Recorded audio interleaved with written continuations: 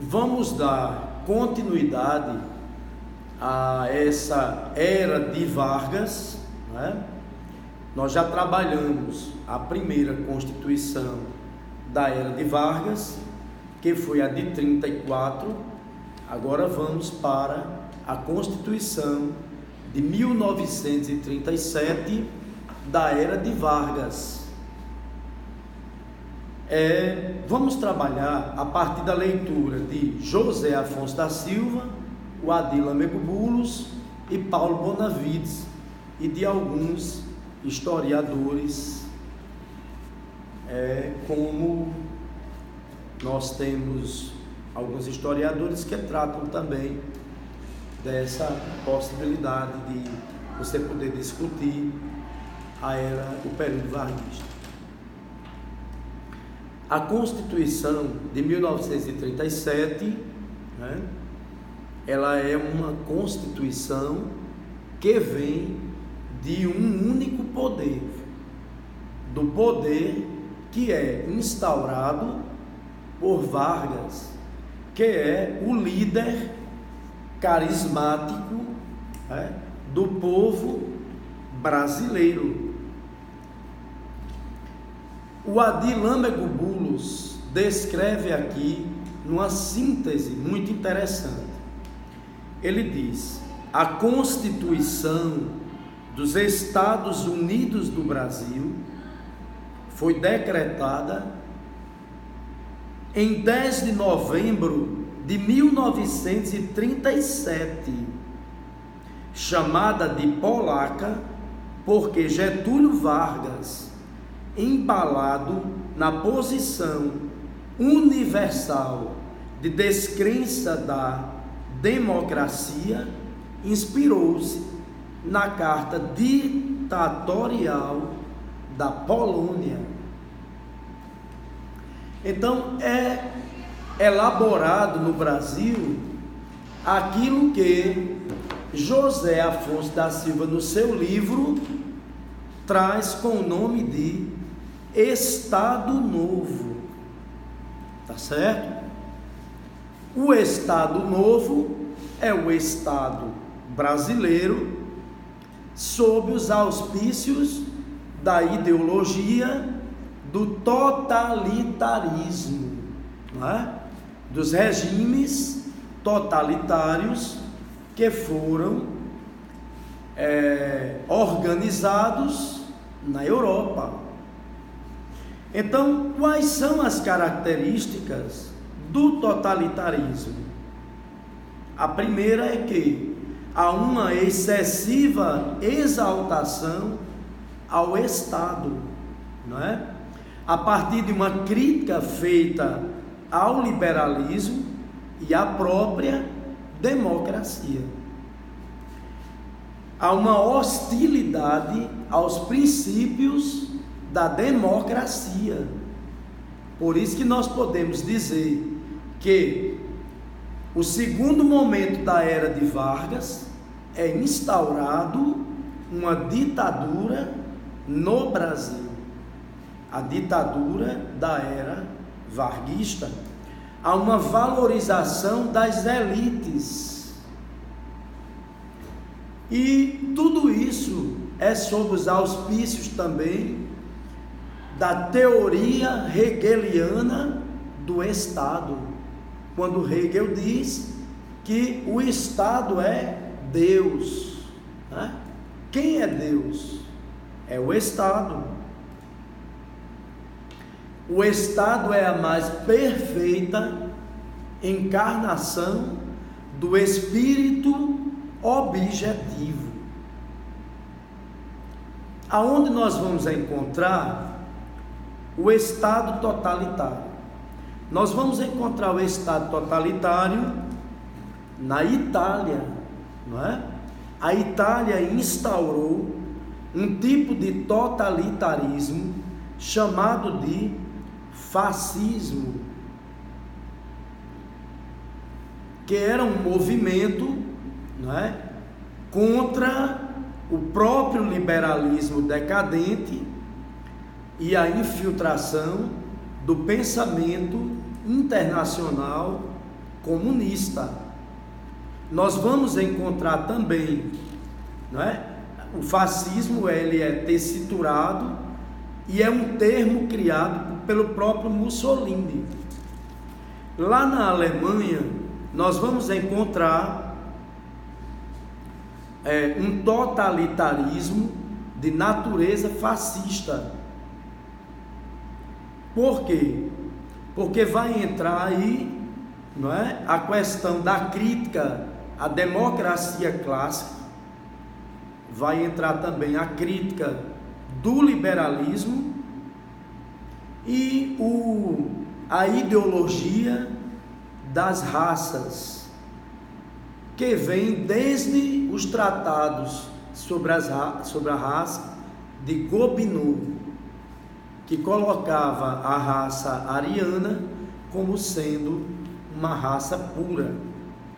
Nós vamos ainda encontrar, além da Itália fascista, além da Alemanha, nós temos também a Espanha com um totalitarismo, com uma ditadura desenvolvida pelo generalíssimo Francisco Franco, e o salazarismo de Portugal.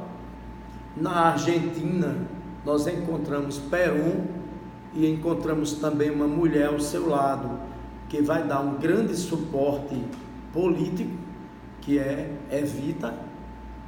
E no Brasil vamos ter a experiência da era de Vargas, com uma ditadura sistematizada a partir dessa carta, né? Essa carta que é uma constituição outorgada. Segundo o Adi Lâmego Bullos, a carta constitucional dessa segunda fase da era de Vargas, ela confere ao presidente da República o poder de influenciar diretamente as decisões do judiciário, o que ocorreu em razão do poder discricionário que lhe foi atribuído para submeter ao Parlamento Nacional qualquer lei declarada inconstitucional pelo Judiciário, se essa declaração de inconstitucionalidade, reexaminada pelo Legislativo, viesse a ser confirmada pelo voto de 2/3 de ambas as casas. A decisão do tribunal ficaria sem efeito. Essa carta também considerou o presidente da República a autoridade suprema do Estado, com absoluta imunidade penal durante o exercício de suas funções, sendo eleito por um colégio eleitoral. Todavia, se o presidente indicasse candidato, a eleição presidencial passaria a ser direta e por sufrágio universal entre os dois candidatos, o escolhido pelo colégio eleitoral e o indicado por ele. Reduziu também os direitos e garantias individuais, empreendendo a desconstitucionalização do mandado de segurança e da ação popular. Manteve extinto o cargo de vice-presidente da República. Determinou a nomeação de prefeitos pelo governador do estado e eliminou a Justiça Federal de primeira instância, colocando em disponibilidade ou aposentando os juízes federais. Aqui eu tenho uma pequena síntese da carta feita por o Adi Lâmego Bullos. É importante e é salutar examinar o que diz José Afonso sobre a Carta do Estado Novo. Zé Afonso diz assim: em síntese, teve a Constituição dos Estados Unidos do Brasil, de 1937, como uma das principais preocupações, fortalecer o poder executivo, a exemplo do que ocorria em quase todos os outros países, julgando-se o chefe do governo em dificuldades para combater pronto e eficientemente as agitações internas, atribuir ao poder executivo uma intervenção mais direta e eficaz na elaboração das leis, cabendo-lhes em princípio a iniciativa e, em certos casos, podendo expedir decretos-leis, reduzir o papel do Parlamento Nacional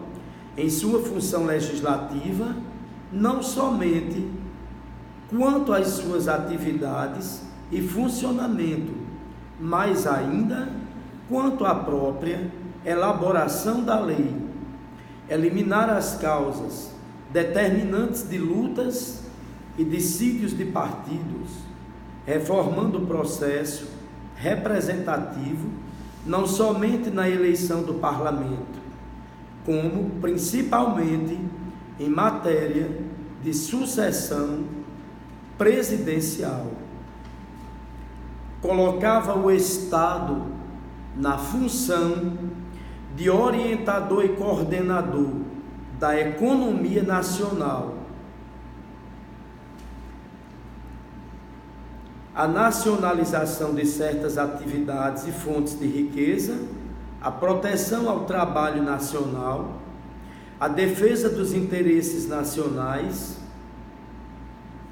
Tudo isso está escriturado no texto de José Afonso, quanto essa nova ordem constitucional instituída por Getúlio na Carta de 1937.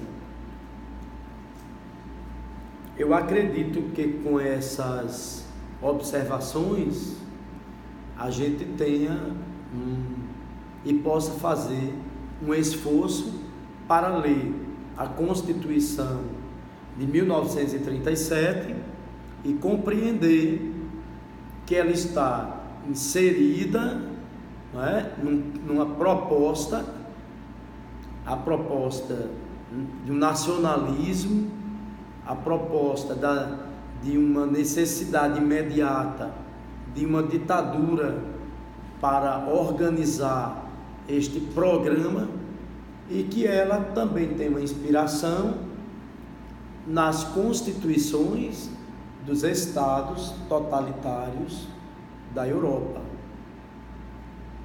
Então eu desejo que vocês façam uma leitura dessas constituições e não deixem de ler também o que foi o totalitarismo na Alemanha, com a questão do nazismo, né? O totalitarismo na Itália com o fascismo, com Mussolini, com Benito Mussolini no poder, e também como isso ocorreu em Portugal, na Espanha, e o objeto nosso de estudo, que é a Carta de 1937, com esse pensamento antidemocrático, antiliberal, antimarxista, não é?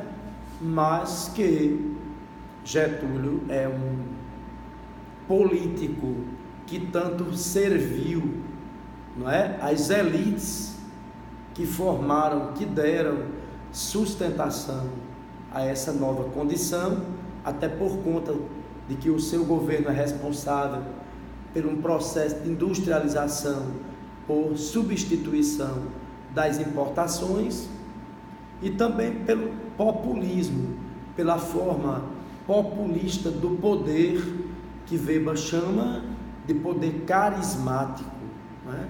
O senhor Getúlio Vargas é portador de um carisma, e isso leva ele a 3 grandes momentos dessa fase, né? A primeira fase com a Revolução de 30, o segundo momento com o Estado Novo e com a ditadura, e o terceiro, que é o seu retorno ao poder através das mãos do povo, através do voto popular, até o seu final. Não deixem de, quando for ao Rio de Janeiro, visitar o Palácio do Catete, né? Até porque nós precisamos visitar logo esses palácios. Pode ser que eles desapareçam. Obrigado pela atenção.